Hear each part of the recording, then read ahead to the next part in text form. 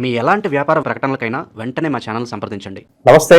ఈ రోజు మనతో పాటు ప్రముఖ ఆధ్యాత్మికవేత్త జ్యోతిష్య పండితులు మాడుగుల శివప్రసాద్ గారు మనతో ఉన్నారు. సో గురువు గారితో మాట్లాడేద్దాం. నమస్కారం గురుగారు. ఆశీర్వచనం నాయన. గురుగారు, సెప్టెంబర్ మాసంలో విశేషంగా సింహరాశి వారి పరిస్థితి ఏ విధంగా ఉండబోతుంది? గ్రహణం తాలూకు ఇంపాక్ట్ ఎంతవరకు ఉంటుంది? ఓవరాల్ గా ఎలాంటి జాగ్రత్తలు, దైవారాధన చేసుకుంటే బాగుంటుందంట? శ్రీ మహాగణాధిపతయే నమః. ఐం మహాసరస్వత్యే నమః. శ్రీ లలితాంబికాదేవియే నమః. సింహరాశి వారికి ఈ సెప్టెంబర్ మాసం అంతా కూడా ఎలా ఉంటుంది అంటే, మిగతా గ్రహాలు అన్నీ అనుకూలవంతముగా ఉన్నాయి, యోగదాయకముగా ఉంటుంది గాక సింహంలోనే కేతువు ఉండేటువంటి దానివల్ల కొన్ని పనులకు దగ్గరి వరకు వచ్చి తప్పించటం, కొన్ని యోగాలు అనూహ్యముగా ఎప్పుడో ఇవ్వవలసినటువంటి యోగాన్ని ఇప్పుడు ఇవ్వటము, ఇవన్నీ కూడా ఉంటాయి. ఏదన్నా ప్రత్యేకమైన యోగాలు ఏమైనా కనిపిస్తున్నాయి గురుగారు? గజకేసరి యోగం ఇలా అంటూ ఉంటారు కదా, ఏదన్నా యోగాలు ఏమన్నా? గజకేసరి యోగం అనేది ప్రతి నెలకు ఒకసారి ఈ నెలకు వస్తుంది, ఈ నెలకు వస్తుంది అనేది కాదు. జీవితంలో ఒక్కసారి గజకేసరి యోగం అంటే పలానప్పుడు నీకు ఆ యోగం పడుతుంది, ఇక్కడి నుంచి నీకు బాగుంటుంది అని చెప్పడం ఉంటుంది. ప్రతి నెల గజకేసరి యోగము, ప్రతి నెల ఇంకొక యోగాలు అట్లా ఉండవు. ఇలాంటి యోగాలు వచ్చినప్పుడు గురుగారు ఎంతకాలం ఉంటుంది దాని ఫలితం అనేది? సాధారణ అంటే ఆ యోగము ఎప్పుడైతే వచ్చింటుందో, మనం ఉదాహరణ గజకేసరి యోగము అని అన్నప్పుడు ఆ యోగము నుండి దాదాపు ఒక 16 సంవత్సరాల పాటు కానీ 12 ఏళ్ళు కానీ, మినిమము 9 సంవత్సరాలు, 12 ఏళ్ళు, 16 ఏళ్ళు అట్లా ఉంటుంది దాని యొక్క వ్యవహారం. ఆ తర్వాత కొంచెం తగ్గుతుంది. ఎవరికి ప్రపంచంలో పారంగా నీళ్లు ఎంత ఫాస్ట్గా వస్తూ ఉండేనా, ఎక్కడో ఒక చోట కొంచెం తగ్గినట్టయి మళ్ళీ ప్రవాహం పెరగటము అది సహజం కదా. అది ప్రతి వాళ్ళ జీవితంలోనూ ఉంటుంది, ఏదో ఒకరికే అని కాదు. అందుకని సింహరాశి వాళ్ళది కొంత అనుకూలముగా ఉండినప్పటికీ కూడా ఏదో చిన్న ఇబ్బందులు అవే ఒక్కోసారి యోగముగా కూడా పరివెళ్తూ ఉంటాయి.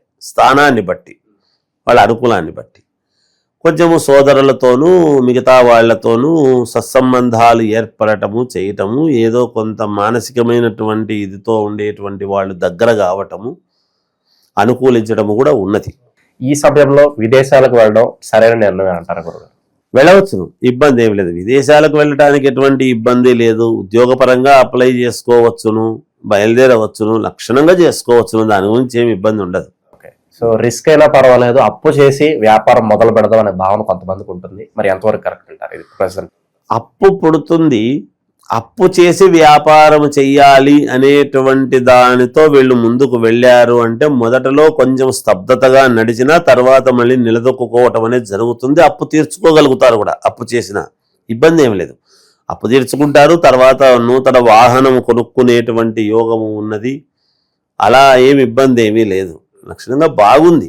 అయితే కొంచెం జాగ్రత్తగా ఆలోచన చేసి ఆ అడుగులు వేస్తే బాగుంటుంది అంతే. పూర్వీకుల ఆస్తి పరంగా మనస్పర్ధలు వచ్చి విడిపోయి ఇలాంటి ఇబ్బందులు ఉంటాయి కదా, అవి కూడా?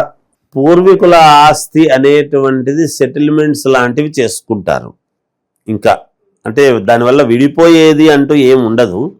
చిన్నవి మనస్పర్ధలు అనేటువంటివి ప్రతి కుటుంబంలోనూ ఉంటాయి. వాటి వల్ల పెద్దగా ఇబ్బంది ఉంటుంది అనడానికి ఏమీ లేదు. వచ్చిన దాన్ని సమన్వయం చేసుకొని ముందుకు వెళతారు.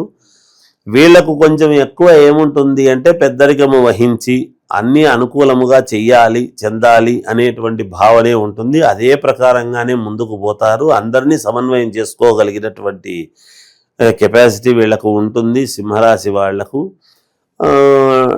డబ్బు పరంగా సమయానికి చేతికి అందుతుంది. శుభకార్యాలలో పాల్గొనడము, శుభకార్యాలకు సంబంధించినటువంటి నిర్ణయాలు చేసుకోవటము, ప్రయాణాల్లో కొంతమంది కొత్త వాళ్ళు పరిచయం కావటము, తద్వారా డబ్బులు రావటము, అంటే ఏదైనా పనులు అవి ఇవి చేసుకుని, లేదంటే బిజినెస్ పరంగా కావచ్చు, వ్యాపార పరంగా కొత్త నిర్ణయాలు తీసుకునేటువంటి విధానంగా కూడా ఉండవచ్చును. అవన్నీ కూడా ఉన్నాయి. సప్తమ స్థానంలో సప్తమ రాహువు అయినాడు.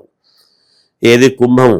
అక్కడ మనకు కుంభరాశిలో ఎప్పుడైతే చంద్రగ్రహణం అనేటువంటిది ఏర్పడుతూ ఉన్నదో ఆ రోజు మాత్రము వీళ్ళు కొంచెము బయటికి కదలకుండా ఇంట్లోనే ఉండి జాగ్రత్తగా ఏ పని చేసుకోకుండా మధ్యాహ్నం దాకా వెళ్ళవచ్చును.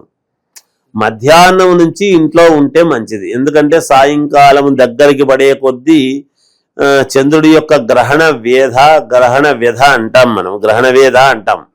ఆ వేద అనేటువంటిది ఎప్పుడైతే కొంచెం ఇబ్బందికరంగా ఉంటుందో, కొంచెం సప్తమ స్థానము కదా, సప్తమంలో ఉండేటువంటి ఇది కాబట్టి, సప్తమ రాహు ఉన్నాడు కాబట్టి ఈ రాశి వాళ్లకు అక్కడే ఇది జరుగుతూ ఉన్నది కాబట్టి పైగా వ్యయం అవుతుంది అనమాట. చంద్రుడి యొక్క స్థానం కర్కాటకము వీళ్లకు వ్యయస్థానం అవుతుంది.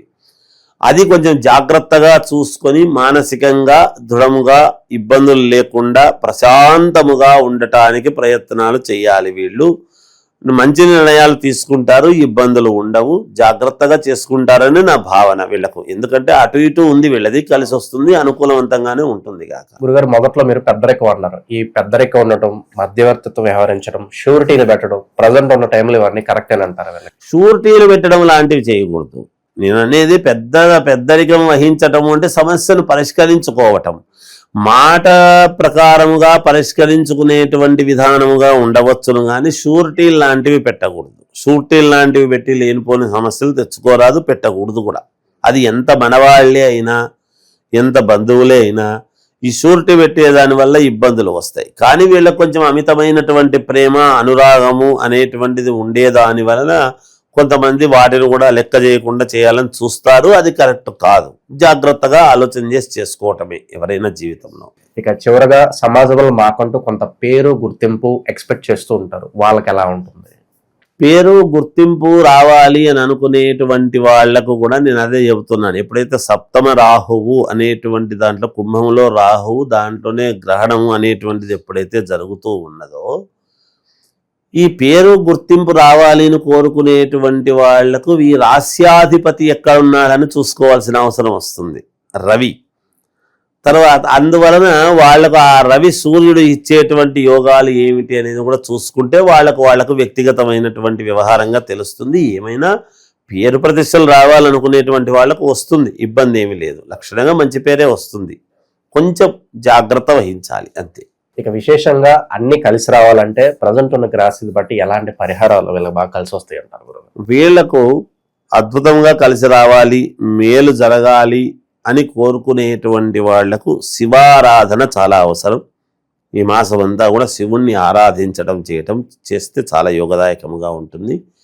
చంద్రుడికి సంబంధించినటువంటి దానము, ముత్యము, వెండిది వీళ్ళు గనక దానం చేసుకున్నారు అంటే ఖచ్చితముగా మనస్సుకు అనుకూలవంతముగా అన్ని విజయపదంలో నడుస్తాయి గాక. ముఖ్యమైన పనులు ఏదైనా ప్రారంభించాలంటే వారంలో ఏ రోజు బాగా కలిసి వస్తుంది అంటారు గురుగారు? వీళ్ళకి ఏదన్నా వీళ్లకు బుధవారం బాగా కలిసి వస్తుంది, ఏమి ఇబ్బంది లేదు. గురువారము కలిసి వస్తుంది, సోమవారం బాగా కలిసి వస్తుంది, ఇబ్బంది ఏమి లేదు, చేసుకోవచ్చు, ఏమి ఇబ్బంది లేదు. ఓవరాల్ గా సెప్టెంబర్ మాసం ఈ రాశి వాళ్ళ పరిస్థితి ఏ విధంగా ఉండబోతుందని చాలా బాగా వివరించారు. ధన్యవాదాలు. జయోస్తు.